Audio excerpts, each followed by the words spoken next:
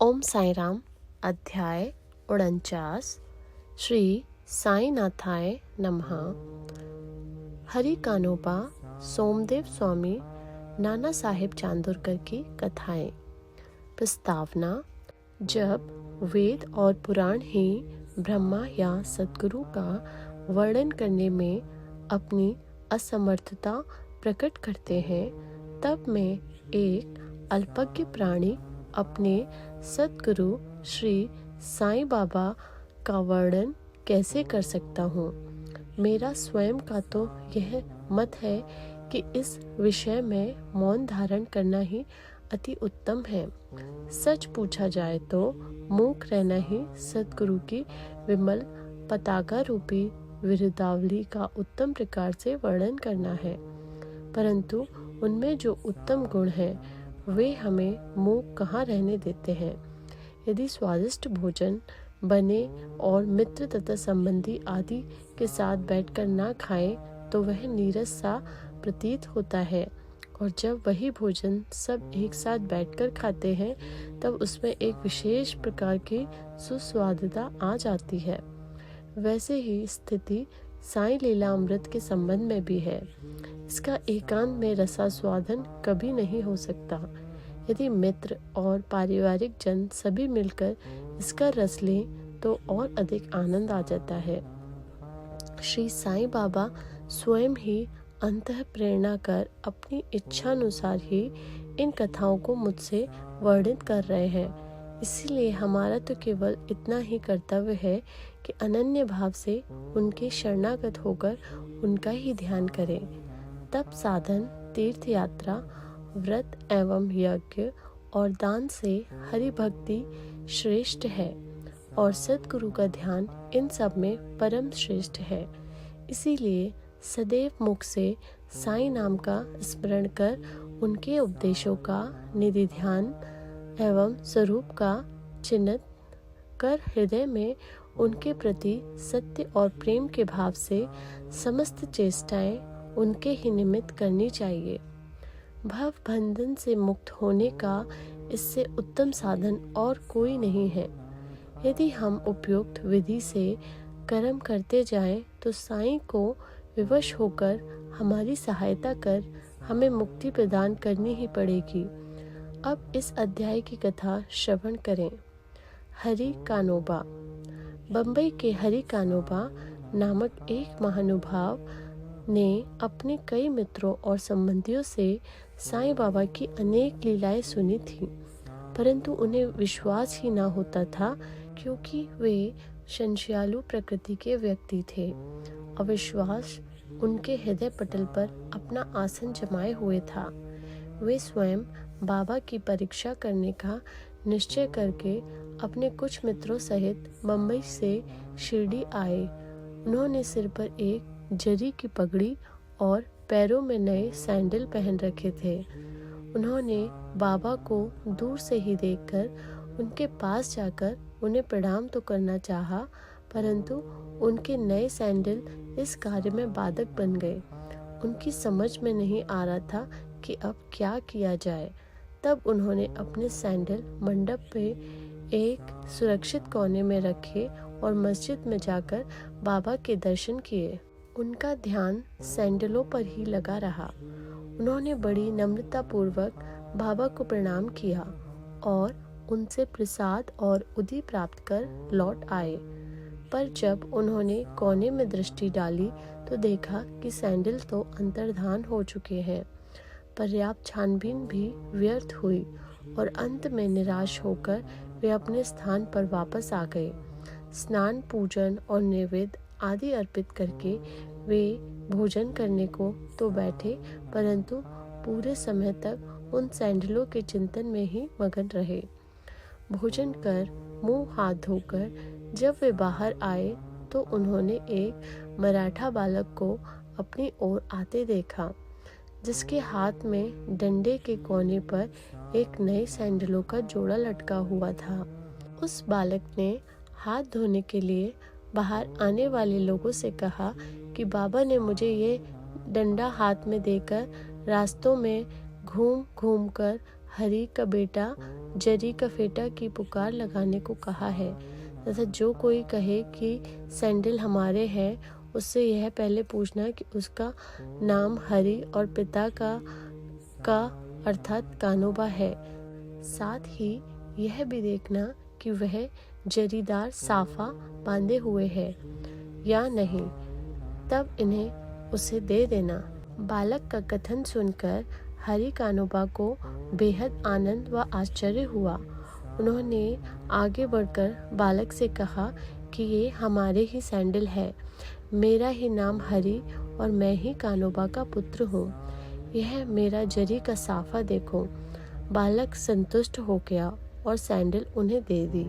उन्होंने भी सोचा कि मेरी जरीदार पगड़ी तो सबको ही दिख रही थी, हो सकता है कि बाबा की भी दृष्टि में आ गई हो, परंतु यह मेरी शिरडी यात्रा का प्रथम अवसर है। फिर बाबा को यह कैसे विदित हो गया कि मेरा ही नाम हरि है और मेरे पिता का कानोबा। वह तो केवल बाबा की परीक्षार्थ वहां आया था। उसे इस घटना से बाबा की महानता विदित हो गई। उसकी इच्छा पूर्ण हो गई और वह सहर्ष घर लौट गया। सोमदेव स्वामी। अब एक दूसरे संशयालु व्यक्ति की कथा सुनिए जो बाबा की परीक्षा करने आया था। काका साहेब दीक्षित के भ्राता श्री भाई जी नागपुर में रहते थे। जब वे सन 1906 में हिमालय गए थे तब उनका गंगोत्री घाटी के नीचे हरिद्वार के समीप उत्तर काशी में एक सोमदेव स्वामी से परिचय हो गया। दोनों ने एक दूसरे के पते लिख लिए। 5 वर्ष पश्चात सोमदेव स्वामी नागपुर में आए और भाई जी के यहाँ ठहरे। वहाँ श्री साईं बाबा की कीर्ति सुनकर उन्हें बड़ी प्रसन्नता हुई तथा वहाँ श्री साईं बाबा के दर्शन करने की तीव्र उत्कंठा हुई। मनमाड़ और कोपरगांव निकल जाने पर वे एक तांगे में बैठकर शिरडी को चल पड़े। शिरडी के समीप पहुंचने पर उन्होंने दूर से ही मस्जिद पर 2 ध्वज लहरते देखे। सामान्यतः देखने में आता है कि भिन्न भिन्न संतों का बर्ताव, रहन सहन और बाह्य सामग्रियां प्राय भिन्न भिन्न प्रकार की ही रहा करती हैं, परंतु केवल इन वस्तुओं से ही संतों की योग्यता का आकलन कर लेना बड़ी भूल है। सोमदेव स्वामी कुछ भिन्न प्रकृति के थे। उन्होंने जैसे ही ध्वजों को लहराते देखा तो वे सोचने लगे कि बाबा संत होकर इन ध्वजों में इतनी दिलचस्पी क्यों रखते हैं? क्या इससे उनका संतपन प्रकट होता है? ऐसा प्रतीत होता है कि यह संत अपनी कीर्ति का इच्छुक है। अतएव उन्होंने शिरडी जाने का विचार त्याग कर अपने सहयात्रियों से कहा कि मैं तो वापस लौटना चाहता हूँ। तब वे लोग कहने लगे कि फिर व्यर्थ ही इतनी दूर क्यों आए? अभी केवल ध्वजों को देखकर तुम इतने उद्विग्न हो उठे हो, तो जब शिरडी में रथ, पालकी, घोड़ा और अन्य सामग्रियां देखोगे तब तुम्हारी क्या दशा होगी? स्वामी को अब और भी अधिक घबराहट होने लगे और उसने कहा कि मैंने अनेक साधु संतों के दर्शन किए हैं, परंतु यह संत कोई बिल्ला ही है जो इस प्रकार ऐश्वर्य की वस्तुएं संग्रह कर रहा है। ऐसे साधु के दर्शन ना करना ही उत्तम है। ऐसा कहकर वे वापस लौटने लगे। तीर्थयात्रियों ने प्रतिरोध करते हुए उन्हें आगे बढ़ने की सलाह दी और समझाया कि तुम यह संकुचित मनोवृत्ति छोड़ दो। मस्जिद में जो साधु है वे इन ध्वजाओं और अन्य सामग्रियों या अपनी कीर्ति का स्वतः में भी सोच विचार नहीं करते। ये सब तो उनके भक्तगण प्रेम और भक्ति के कारण ही उनको भेंट दिया करते हैं।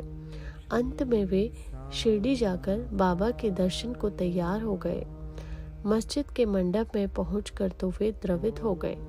उनकी आंखों से अश्रुधारा बहने लगी और कंठ रुंध गया।